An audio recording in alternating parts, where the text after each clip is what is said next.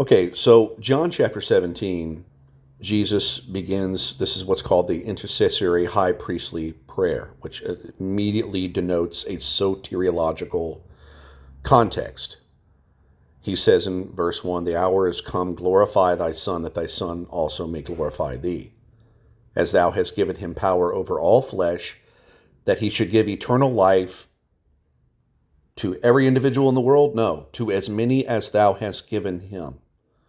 And he's praying to the Father. Okay? The context here is the elect being given eternal life, not the apostles being given a commission to service, which is exactly what Leighton Flowers is going to try to convince you this is talking about. He makes very clear from the outset this is about eternal life to as many as the Father has given him. This is soteriology. And he says in verse 9, "I pray for them. I pray not for the world, but for them which thou hast given me." Well, who are those who he has given him? He just defined who are those that the Father gives him. Those he gives eternal life to. Not those who have been given a commission to service, which is what the filthy Pelagians want you to believe. It's not what it says. Okay? Now he says he prays not for the world. Very important context there. Why? Because the context is soteriological. He prays not for the world, but for them whom thou hast given me, for they are thine. Why am I praying for these only and not for the world? Because the whole world wasn't given to him. Only the elect were. And again, the context was eternal life. What is given to these men? Eternal life. Not a commission of service, eternal life. Now let's see the game that Leighton's going to try to play here. But he continues in that same prayer. My prayer is not for them alone. In other words, I'm not just praying for my apostles. Who else am I praying for?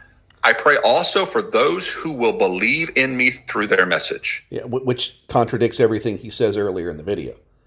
This is only talking about the apostles. He says that all over this video. And the other video that he says and talks about in John chapter 17. It's ridiculous. Now notice it doesn't say, I pray causally affecting certain people to believe in their message because I've chosen them to, or something of that nature. Okay. Yeah, and notice it doesn't say for those who have been given a commission to service. And this is what A.W. Pink also says here. Quote, "It is to be carefully noted, Christ did not here pray that the result of the manifested unity of his people should be that the world may believe in me, but that the world may believe that thou hast sent me." Notice it doesn't say, "My prayer is not for them alone. I pray also for those who will believe in me through their message, that all of them may be one. Father, just as you are in me and I am you, may they also be in us, that the world may believe that you have sent me." Now, if Pelagianism is true, this should say, "May they also be in us, so that the world may believe in me." It doesn't say that. It says that the world may believe that you have sent me, Leighton. He's saying, I pray for those who are going to believe through their message.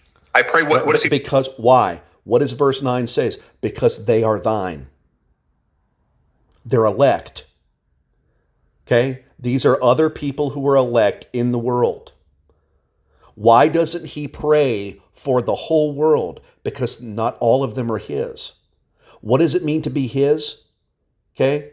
People who believe. That's the elect.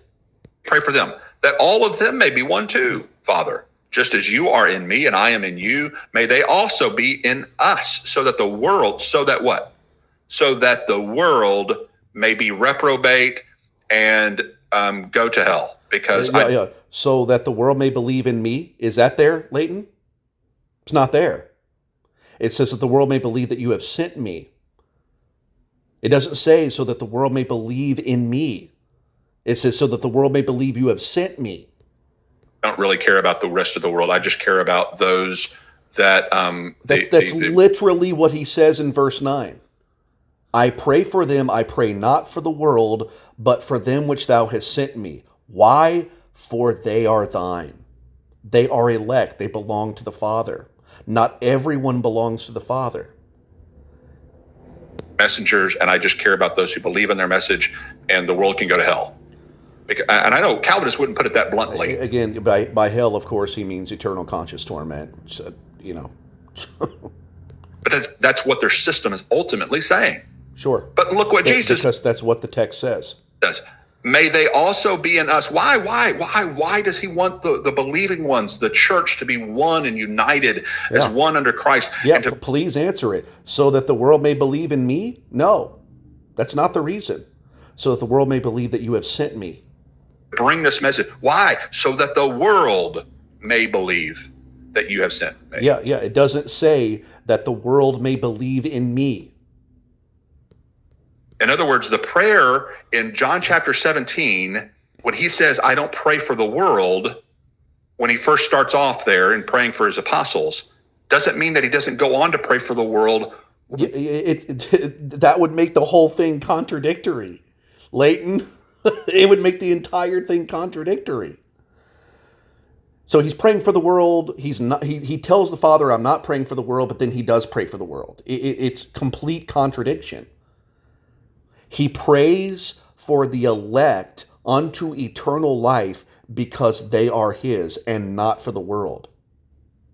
Okay? Because the context there is those who believe in him and gain eternal life, which is clearly soteriological. What you believe is that it's an election to commission of service, which is not what it says. Then he goes on to pray, not so that the world believes in him, but the world may believe that God sent him. Later. And so again, this is where Calvinists will... You need it to say so that the world may believe in me, not that the world may believe that you've sent me. Hyper-focus on one section of the text in order to support their doctrine and ignore the rest of it. I'm totally acknowledging the rest of it. It doesn't say what you want it to say. Keep reading, brothers. Yes, I did, Leighton. It doesn't say what you're saying. Yes, earlier he says, I pray for them. I don't pray for the world. That's because he was specifically focusing. No. What does it say? What is the last phrase? For they are thine. Why is it that I'm praying for the elect and not for the whole world? Because they are thine. Okay? And what does it mean? What does that mean? For they are thine? He defines that in verse 2. As thou hast given him power over all flesh, that he should give it eternal life to as many as thou hast given him. The context is eternal life. On his apostles, right then. Then he goes on to pray for those who will believe through their message. Why does he add in those who will believe in the message? Because they are thine. They belong to the Father. That's the whole point. And they gain eternal life. The whole context is soteriology. Does he pray for all who will believe so that the world may be blessed? In other words... No, that's not what it says. It just says so that the world may believe that God sent him. Not that they believe in him. Not about God choosing certain people to the neglect of others. It's about God... That's literally what verse 9 says. The whole world does not belong to the Father. That's the whole point of verse 9. I pray for them, I pray not for the world. Why? He gives you the exact reason. He prays for the elect because they are thine. They belong to the Father, and the Father gives them to the Son. And what does he give them? A commission to service? No. He gives them eternal life. A soteriological context. This is the Southern Israelite signing off. Go to my platform website, southernprotestant.com. Hit that donation link in the description. Become a patron, like and subscribe. Peace.